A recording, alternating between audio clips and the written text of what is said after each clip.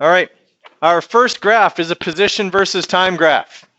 Okay, so if I want to calculate the total distance traveled, I need to know how far it goes in each section, which is simply like a final position minus initial position thing for each section of the graph. So how far does it go right here? Nothing. It doesn't change position. It stays at position 0. Okay, in this section here, it goes from 0 to -3. Since I'm looking for distance and direction doesn't matter, that's just 3. Okay, so it's 3 meters. Then I'm going from -3 meters to +2 meters. So in this section here, I go 5 meters. In this section here, I don't go anywhere because my position stays the same. Okay, from here, I go from +2 to -6. So that's 8 meters. From here, I go from -6 to -2, which is 4 meters. And then from here, I go another 2 meters. Okay, and I don't go anything in that flat section. So now I've got all the sections of the graph identified. So I've got 8, 16, and 6 is 22 meters. Okay, so my total distance traveled should be 22 meters. So give them 4 marks if they had the parts of the graph identified, and a mark for 22 meters being the total. Okay, and then for the other part, average velocity for the whole trip. Okay, average velocity is total displacement over total time. You get a mark for that. Okay, since the total displacement is 0 because the final position and the initial position, well, sorry, that's backwards. Final position and initial position are the same. Okay, there is a displacement of 0, which means they didn't go anywhere, so they have no velocity either. Okay, 3 marks for that section. Okay, question on number 1.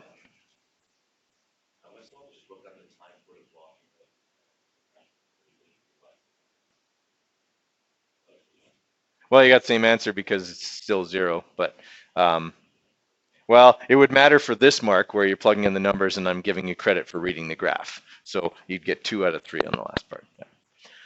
Okay. Question number 2, it's a velocity versus time graph. Okay, in this first part of the graph, I'm traveling at a constant velocity of 4 meters per second. And if I want to calculate displacement, that means v times t. Well, it's 4 meters per second times 2 seconds. So that part of the graph is 8. Here I'm accelerating, so I'm going to have to find my average velocity being halfway between 4 and 0. Okay, so 4 times 2 is 8 divided by 2 is 4, okay, giving me my grand total of 12 meters. So 1 mark for the area of the square, 1 mark for the area of the triangle, 1 mark for the total, positive 12 meters. All right, so quiz is out of 11. Okay, so give them a mark out of 11, let them see it, and then I'd like them in a neat pile on this desk right here, please. All right, so looking at acceleration, strict definition of acceleration is a change in velocity over time. That's why our formula is delta V over delta T. Delta means change, okay? It also means final minus initial, okay? So any change in velocity over a change in time is an acceleration. Why does time have to be involved? Why can't I just change my velocity?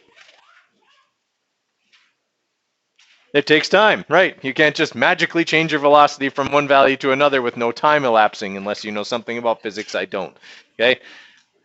If you do, well, you're like a savant and you should be working for like NASA or JPL or something, okay? But to our knowledge, it is impossible to change your velocity without time passing in the interim, okay? So that's what acceleration is, or average acceleration is the total the total change in velocity over the total change in time. Now, something else we need to understand is this concept of inertia. Okay, how many people have heard the word inertia before? Okay, so what inertia is basically a one-word summary of Newton's first law. And while Newton's first law is part of rocket science, Newton's first law is not rocket science in and of itself. Here's what Newton's first law says. This desk will stay right here, unless it is acted upon by an external unbalanced force, like Hayden. Okay? So, Newton's first law basically says that an object at rest will remain at rest until acted upon by an external unbalanced force, or it will remain traveling at a constant velocity until acted upon by an external unbalanced force, okay, which we call a net force. That's something we take more in physics. Newton's second law is more of physics 20, okay? But for right now, you need to understand that in order to change the velocity of something, you are changing its inertia. Okay, you have to exert a force on it in some way to make its velocity change. Everybody follow me there? That's really all you need to understand about inertia. Okay, the more mass something has, the more inertia it has. Okay, that's why you or I could easily stand in front of like a 3-year-old on a tricycle pedaling as fast as they possibly can, reach out, grab the handlebars and stop them. Okay, they don't have very much inertia because they don't have very much mass. If you step out into the street in front of a bus and try the same stunt, it's probably not going to work out very well, even if the bus is only going as fast as the kid on the tricycle was. Okay, it just has more inertia because it's way bigger. Okay, that's why you can't come up to a big train car sitting on the tracks, give it a push and hope for it to do anything. It simply has too much inertia. Even in space, where it wouldn't have any weight, it would still have inertia. Okay, people get this idea that if I'm out in space and there's no gravity, I can move gigantic objects around. To an extent, you can. The problem is that you also can't do anything about it after they get moving. Okay, because I had one person who was telling me, well, why don't they just work out with weights on the International Space Station? And then that just opened up a whole other thing of why that doesn't work. Okay, first off, weights don't have weight. Second off, it costs like hundreds of thousands of dollars per kilogram to put something in orbit. They're not going to be sending metal plates, okay, up into orbit that aren't going to do anything. They actually have like a Bowflex thing on the International Space Station. That's how they work out. They also have a treadmill with a bungee cord life preserver on it that holds them onto the treadmill. Okay, because in zero gravity, if you try to run, you just fly off of things. Okay, so this like bungee cord thing is around their waist and holds them on the treadmill. Anyway, back to the idea of weight. Okay, if you had like the setup we have in the weight room, okay, with a big barbell and you got like 345 plates on each side on the International Space Station, you can move that. Yeah, you could. Problem is, you wouldn't be able to stop it. Once you got it moving, there's no gravity to keep it from continuing to move. Okay, it will have its inertia then. Okay, and it will just take you with it. Okay, and you'll fly across the inside of the International Space Station and crash into the opposite wall quite unceremoniously. Okay, everyone follow there. Once something gets moving, it has inertia. Okay, and you have to exert forces in order to change that inertia. When like the old space shuttle or the Soyuz capsules or whatever, when they want to re-enter the Earth's atmosphere, they have a lot of inertia. They have to get rid of a lot of that to slow themselves down and decelerate or accelerate negatively in order to be able to re-enter the Earth's atmosphere. So what they do is they just flip over and point their engines in the opposite direction and fire them until they slow down enough. Okay, because you can't there's no brakes in space. Okay, and flaps don't work in space like they do on a plane in the air. There's no air, it just doesn't work. Okay, so inertia is a big problem in space where gravity doesn't kind of take care of it for us. Any question, Nelson? It's the first law stated in one word. Okay? Inertia is that whole concept I just said. Something moving at a constant velocity continues to do so. Okay? Essentially, inertia says an object continues to do whatever it was doing, barring the presence of any unbalanced forces. Right now, we're all being acted upon by an unbalanced force. Well, I shouldn't say that. We're being acted upon by many forces. For me right now, those forces are all balanced. So I'm going to stay put. What are the forces acting on me right now? What else? There's got to be something else. If it was just gravity, I'd be falling.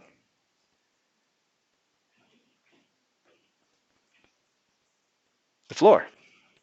Okay? You actually don't feel your weight. Okay? You feel the reactive force of the floor or your chair or whatever pushing back on you with the same amount of force gravity is pulling down. Okay? So we're still in a situation where there's no unbalanced forces, but there are actually many forces that are acting on us at this point. Okay, they just all happen to cancel out. Now, if I decide I'm going to jump, okay, well, during that instant where I'm pushing on the floor and the floor is pulling on and gravity is pulling on me, okay, I'll make the force of the floor greater than the force of gravity, and the floor will throw me into the air. Believe it or not, that's how you jump. Okay, we all get this idea that we push ourselves off the floor. We actually don't. We push on the floor. The floor pushes us off. Okay, we exert more force on the floor than we normally do, and the floor has to respond.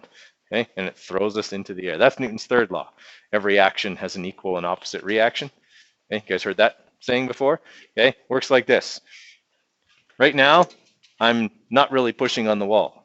But if I push on the wall, what's going to happen to me? Okay, I exerted more force on the wall pushed back. That's why you break your hand if you punch somebody in the face. Okay, sure, you hit their face, but their face hits you back. Okay, and since the mass of their head and face are greater than the mass of the tiny little fragile bones in your hand, usually your hand loses. Okay, now they might be unconscious, but you have a broken hand. Okay, and that's going to take a while in order for that to repair. Okay. All right, so back to acceleration. See, this is why you need to take physics. We talk about all this cool stuff. Okay, when you really start to understand physics, you see it everywhere. Your life changes. Okay, and all you see is physics everywhere. You totally view the world differently after that. Okay, then you're in my world. Scary place. Okay, sky's blue though. Okay, still the same place. All right. So whenever the velocity of an object is changing, okay, we say that the object is accelerating. That's the strict definition of acceleration. Any change in velocity is an acceleration. That's going to require an unbalanced force.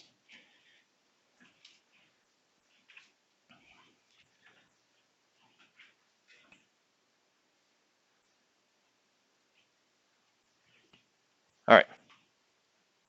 In our daily lives, there's only a few examples of perfectly uniform acceleration.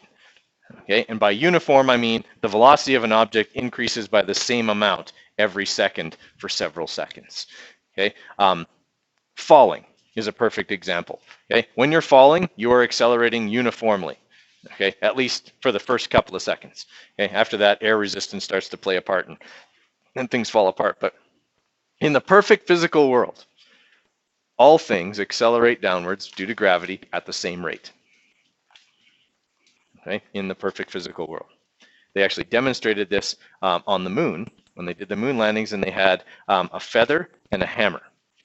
Okay, and the guy in a zero atmosphere environment of the moon, okay, dropped the feather and the hammer, and it's weird. They fall at exactly the same rate. Okay, because there's no air to make the feather do this. Okay, which is what it normally does on Earth, right? It catches the air and it slowly falls to the ground. Okay, on the moon where there's no air, a feather and a hammer fall at exactly the same rate. Weird? Yeah, it's weird. It's weird to see. You know what? I think I have that video actually. You can clearly see in that video that the hammer and the feather fall at exactly the same rate. Okay, they are being acted upon by an unbalanced force, the gravity of the moon. Once they hit the ground, okay, at the surface of the moon, then all the forces are balanced. They stop accelerating. Okay, and they just sit there. All right, so the formula we're going to be looking at, we've kind of already used when we were talking about velocity versus time graphs, and that is that acceleration equals final velocity minus initial velocity divided by time. Okay, so if I want to calculate the average acceleration of this fighter jet, okay, that is accelerating down a runway, a fighter jet is actually a decent example of uniform acceleration because it doesn't have something that cars do have. What does your car do as you accelerate? It changes gears, okay? Which means your acceleration is not uniform, okay? You've probably noticed this but never thought much about it. But you accelerate at the highest rate in first gear, okay? Then a little bit slower in second, a little bit slower in third. Your velocity is greater in those gears, but your rate of acceleration is greatest in first and second, okay? Whereas if you're, let's say, any of you drive a standard?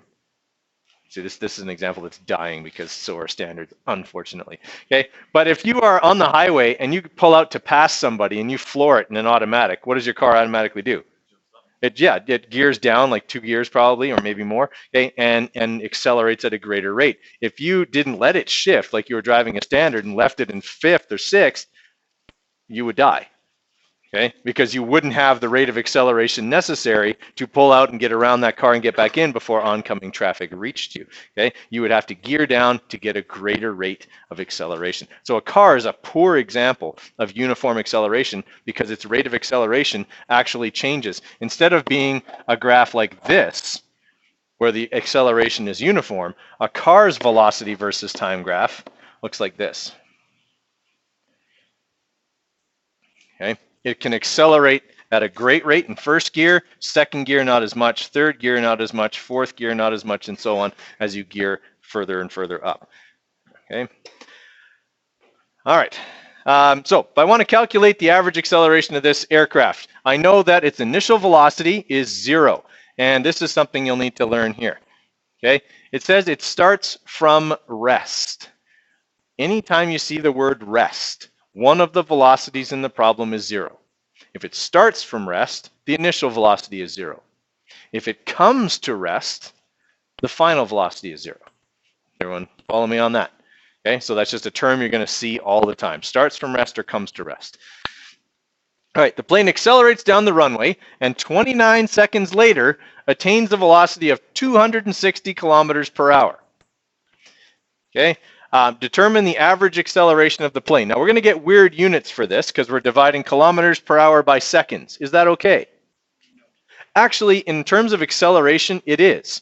Kilometers per hour per second is a valid set of units for acceleration. It's telling us this is how many kilometers per hour you change your velocity by every second. Okay, rather than having meters per second squared, we would have kilometers per hour per second. We almost never write an acceleration that way, but it's not invalid to write it that way either. Awesome. I would write it just like this.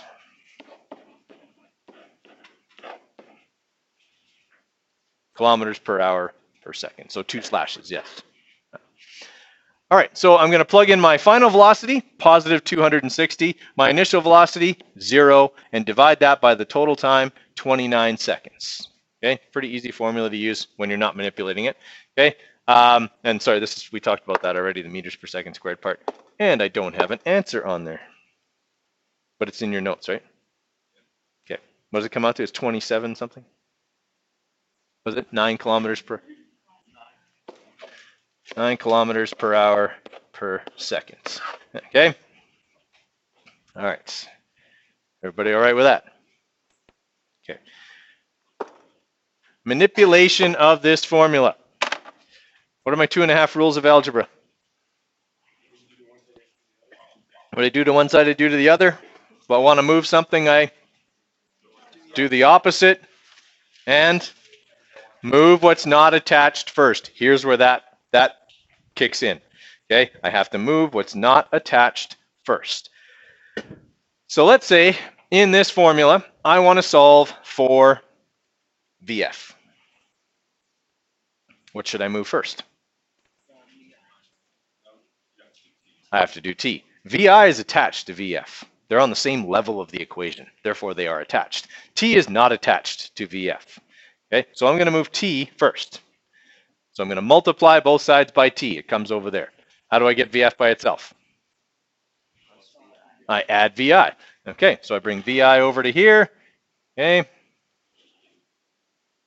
You thought that mark was up there for nothing, didn't you? Okay. VI plus A times T. Now, if you think about it, okay, here's my initial velocity. Okay, if I bring this back over here where it was. Okay. This is my change in velocity, yes? So T times A gives me my change in velocity, however many meters per second I change my velocity by. So if I take T times A and add what I started with, that should give me my final velocity, right? T times A equals the change in velocity. Add that to the velocity I had at the beginning, I should get the final velocity. Everyone all right with that? Okay, now let's say I want to solve for VI. What should I do with T and A? Minus them, right? Remember, we said this is the change in velocity, T times A. I would want to subtract that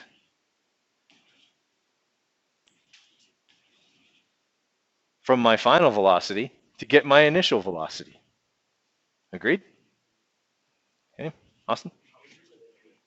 Okay, so I'll show you. We'll start it again here from the beginning. All right, so if I'm looking for VI, I'm going to do all the manipulation I did to solve for VF. I'm going to do all that. Okay, so I'm going to first move T because it's not attached to VI. Then I'm going to add VI to both sides. The reason I want to do that is if I move VF, VI is still negative, and I don't want to solve for something while it's negative. Okay, so I'm going to add it to both sides to make it positive. So essentially, it looks like I'm solving for VF. Okay, it looks that way. But now, because of order of operations, okay, I would multiply t times a before I added it to VI. Agreed?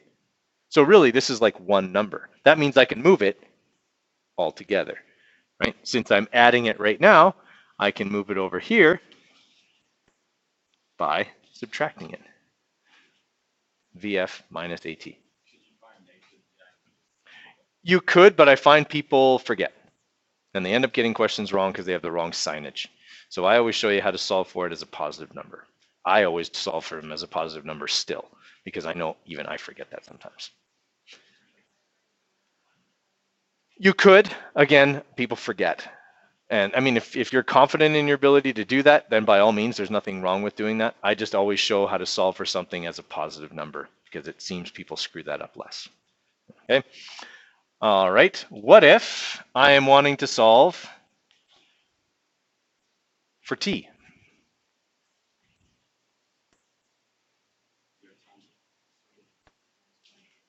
Right? Multiply both sides by t because I can't solve for something on the bottom, right? And then divide by a. Right? That's similar to v equals d over t when we were looking for t or v. We would just switch them. All right. Is that making sense to people? Okay, there's no changes to the rules of algebra. The rules of algebra don't change regardless of how complex an equation gets. Okay, when you get into physics 20 and you're doing Doppler effect calculations with this formula,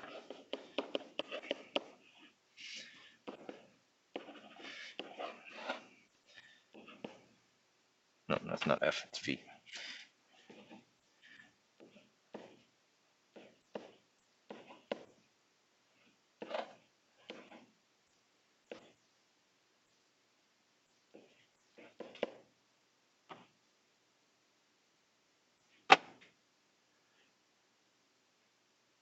Oh, sorry, that's supposed to be W.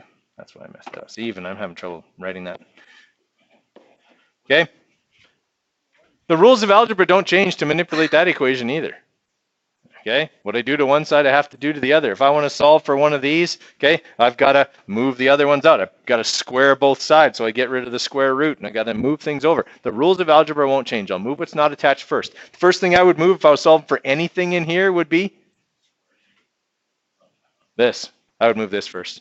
Okay, I'd move it over, and I'd have F1 over F0 equals the square root of all of this. Okay, and then I would square both sides, and then I would do other stuff. Okay, it doesn't change regardless of how complex the formula gets. Yeah. Oh, no, I wouldn't subtract FO. I'm multiplying FO here. Actually, no, I'm not. I am supposed to add that. See, I can't do this formula, and I don't have it in front of me.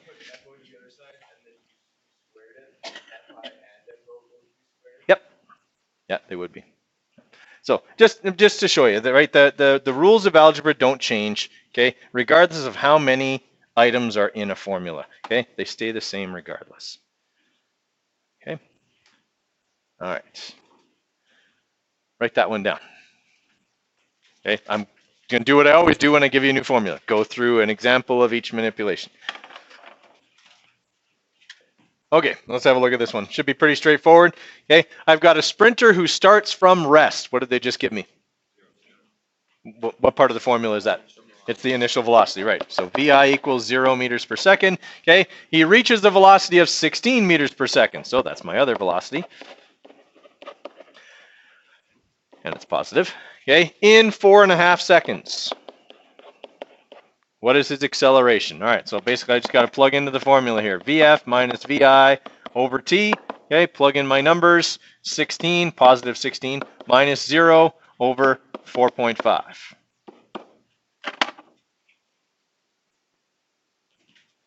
Okay, so we got 16, well, I guess I don't have to go minus 0, divided by 4.5. Okay, is 3.5, well, actually 3.6, we got 2 digits there, so 3.6 meters per second, what? Squared, right?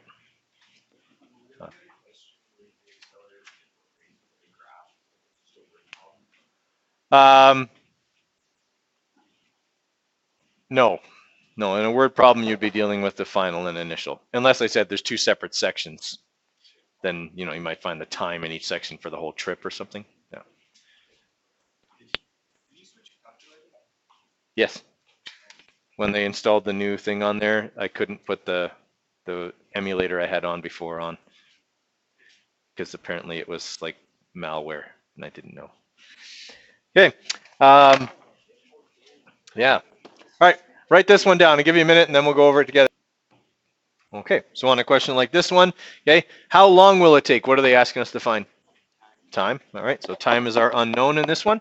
Will it take a jet to accelerate from rest? VI is 0. Okay. To positive 85. That's VF. Okay. At a rate of positive 22 meters per second squared. What do you suppose the most common mistake people make is when they're reading an acceleration problem? Exactly. They mix up velocity and acceleration. Make sure you look at the units carefully, but also read the question carefully. I mean, this one outright says it accelerates from rest at this rate. Okay. Well, the rate of change has to be the acceleration. So always be watching for that.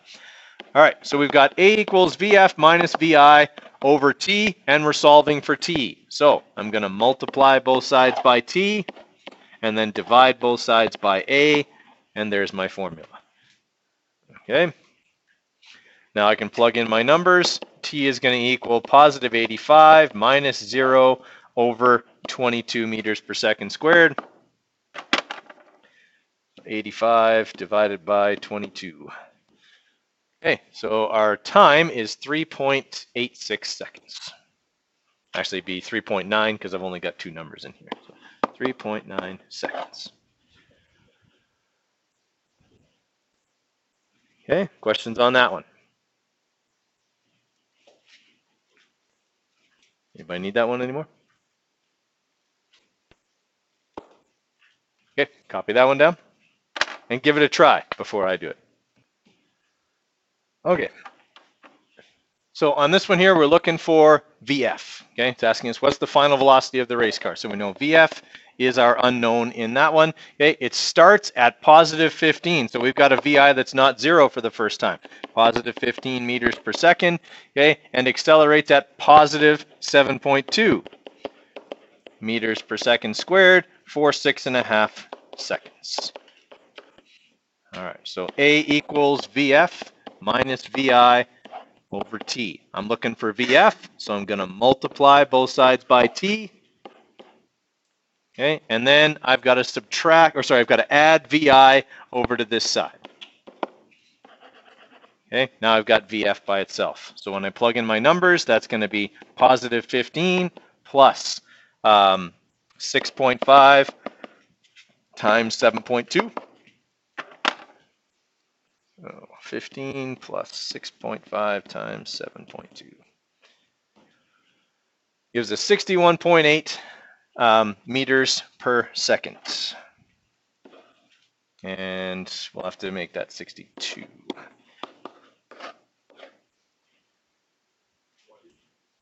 Well, I only have two significant digits, right? All of my numbers here only have 2 digits, so my answer can only have 2 digits.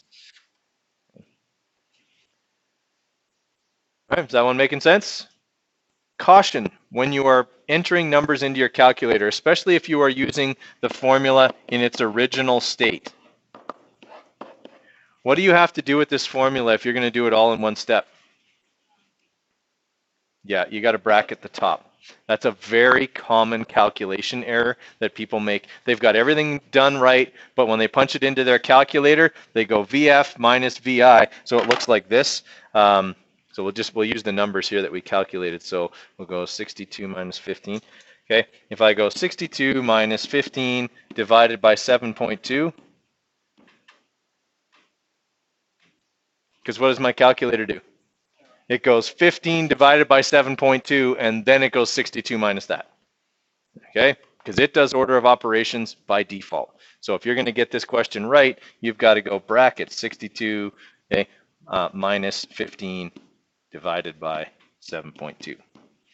Okay, and now you get the 6.5 seconds that we were given in the question. Everybody follow? Okay, just a common calculation error that I see people make all the time because I'm looking at their sheet and everything on their sheet is right, but their answer is wrong. Okay, and that says they punched into their calculator wrong. Still going to get 4 out of 5. Okay, but it's nice to get 5 out of 5 on a question where you did everything right. Okay. All right, try that one. And then I'm going to show you one where the acceleration is negative. All right, so it's asking us how fast was a boat going initially if it accelerated to 30 meters per second, positive 30 meters per second, at a rate of positive 2.6 meters per second for 8.9 seconds. What are they asking us to find? Initial velocity. Okay, so VI is our unknown. VF is positive 30 meters per second. Okay, our acceleration is 2.6 meters per second squared, and our time is 8.9 seconds. So A equals VF minus VI over T. All right, so I'm going to multiply both sides by T. I'm going to add VI to both sides so that it's positive, and then I'm going to subtract T times A over to this side. Okay, and that's going to leave me with positive VI equals the final velocity minus the change in velocity. That should give me my initial. All right, so we'll have our positive 30 meters per second minus 8.9 times 2.6. So 30 minus 8.9 times 2.6. This one I don't need to use brackets on because I want it to do the multiplication first.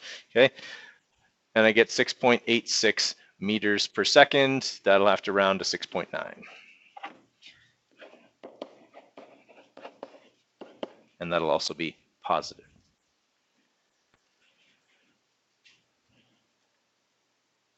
Okay, if I roll a ball up a hill, what does it eventually do? It comes back. Okay, why does it eventually come back?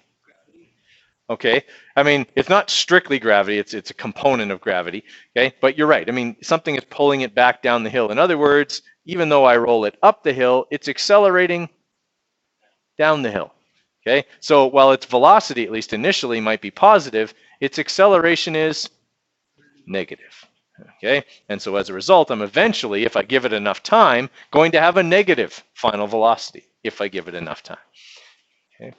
So write this one down because it's a prime example of what can happen if we don't keep track of direction in an acceleration problem. Okay, so this question is stated the way I would state it on a unit exam or a quiz. I don't give positives and negatives. I say up the hill and down the hill. What do you have to decide? Which one's positive and which one's negative? Common sense would say up the hill is positive and down the hill is negative, but it doesn't have to be, okay? All right, so here's what I know initially at least. It's rolled up the hill at 4.5 meters per second. So that means that VI is positive 4.5 meters per second. It accelerates down the hill at 2.1 meters per second squared. So A is negative 2.1 meters per second squared. What is the velocity after 3.5 seconds? So I know the time is 3.5 seconds. I'm looking for VF. Okay. Everybody with me there? All right, so I've got that VF is, sorry, I'm looking for VF. So VF minus VI over T equals A. So I multiply both sides by T, I add VI to both sides, and I've got VF by itself. So when I plug in my numbers, I'm going to have positive 4.5 plus 3.5 seconds times 2.1 meters per second squared. Okay, and that 2.1 has to be negative. All right, so I have 4.5 plus 3.5 times negative 2.1. All right, so after 3.5 seconds, the thing will be rolling back down the hill at 2.9 meters per second. How do I write that as my final answer? 2.9 meters per second downhill, not down. Down is straight down. Okay, the question gave you uphill and downhill. Your answer's got to be up or downhill.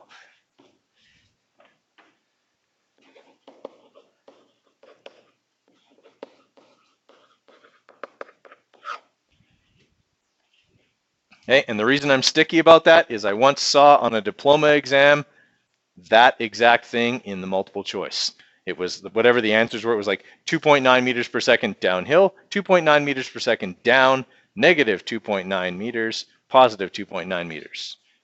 Okay, well, the two that were meters were out, but people chose them anyway because they were just looking at numbers. Okay, but it wasn't the right units.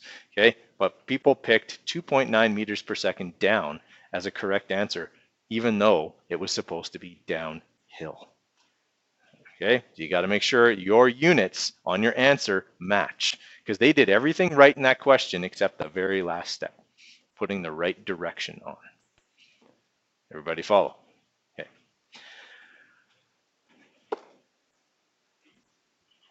No triangles. They're not going to work here. There is no triangle that will work for the acceleration formula. So if you didn't listen to me before when I said no triangles, you're screwed now, because there's no triangle that'll work for this formula. You got to get past that whole cover up what you're looking for. Yeah, that's dumb.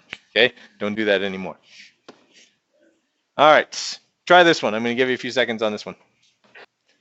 Okay, so this question is basically just like the last one, right? Except now I'm actually throwing something straight up in the air instead of rolling it up a ramp. Okay, so it's in the air for 6.5 seconds, but what goes up must come down, and that's because gravity is pulling it down towards the Earth at 9.81 meters per second squared. All right, so what I'm looking for is what was its initial velocity if after 6.5 seconds it's moving at 2.5 meters per second down. All right, so what do I know in this question? Well, I know the time is 6.5. I'm looking for VI. I know that the final velocity is negative 2.4 meters per second because it's down. And I know the acceleration is negative 9.81 meters per second squared because it's also down. Everyone okay with that? All right, so looking for VI. Okay, VF minus VI over T equals A. All right, so I multiply both sides by T, and then I add VI to both sides. Okay, then I subtract T times A over to here. All right, so we're going to have negative 2.4 minus our time, which was 6.5, times negative 9.81. All right, so we're going to be subtracting a negative, which is good because if I threw it upwards, my final answer had better come out to be what? Positive. I threw it upwards, right? My final answer here should come out positive on my calculator. All right, so I've got negative 2.4 minus 6.5 times negative 9.81. Nope, because I want this to happen first. I want the time times the acceleration to happen first. It's order of operations, multiplication before subtraction, right? I only do that if I haven't manipulated the formula and I want the top done first. Okay, it's the change in velocity divided by time, so I need to know what the change is before I divide by time. That's the only situation.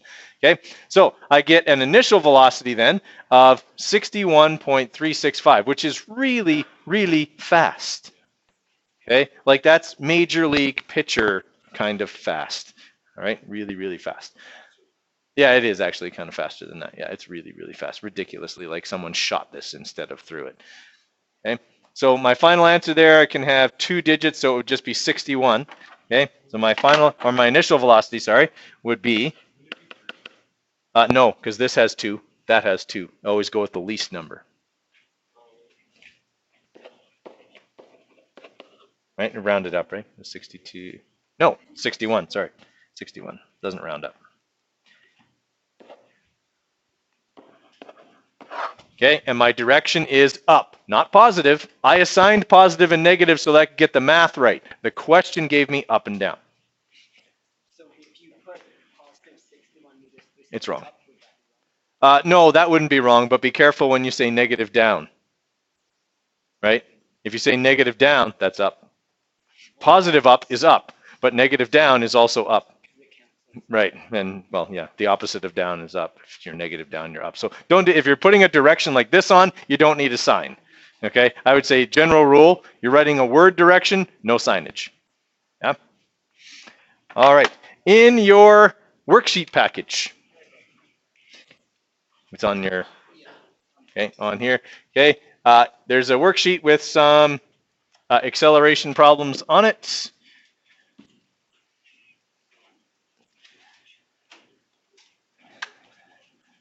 And I think it's on page 20, if I recall.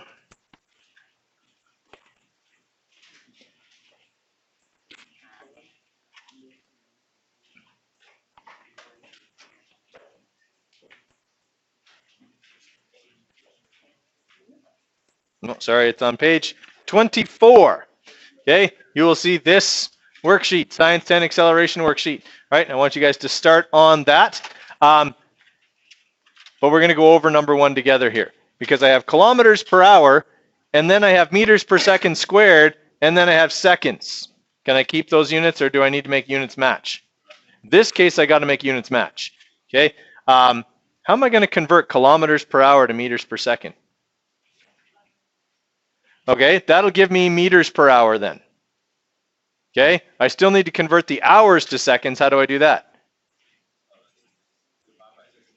Not divide by 60, divide by 3,600. Okay, so here, let me show you a kind of a shortcut on this.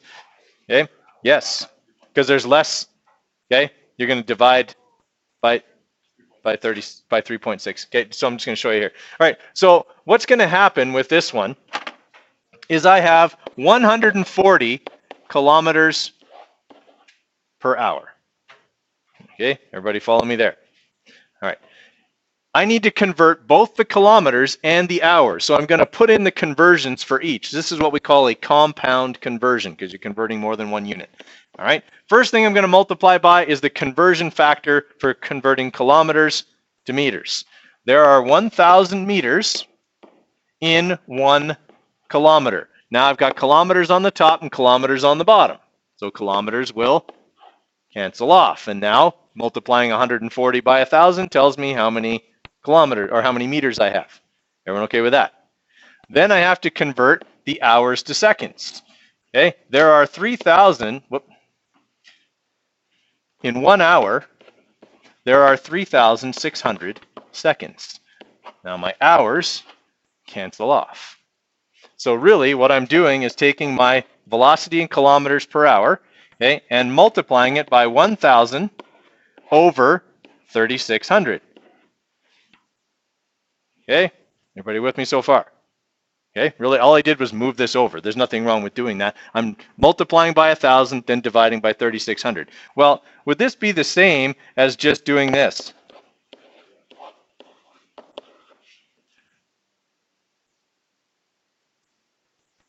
Would be, right? Multiplying by 1,000, then dividing by 3,600. You could do it all in one step by just dividing by 3.6. Okay, that I've taken into account then both conversion factors. Still important to know how to do this because it's not always going to be kilometers per hour and meters per second. It could be other units. Okay, but you can shortcut at least the kilometers per hour, meters per second. If you want to go from kilometers per hour to meters per second, you divide by 3.6. You want to go from meters per second to kilometers per hour, multiply by 3.6. Okay, 3.6 is the magic number on that one. All right, we're going to run out of time here, so we won't get started on that worksheet. Okay, tomorrow we're going to be doing a little activity to do with velocity versus time graphs. Okay, that's what we're working on tomorrow.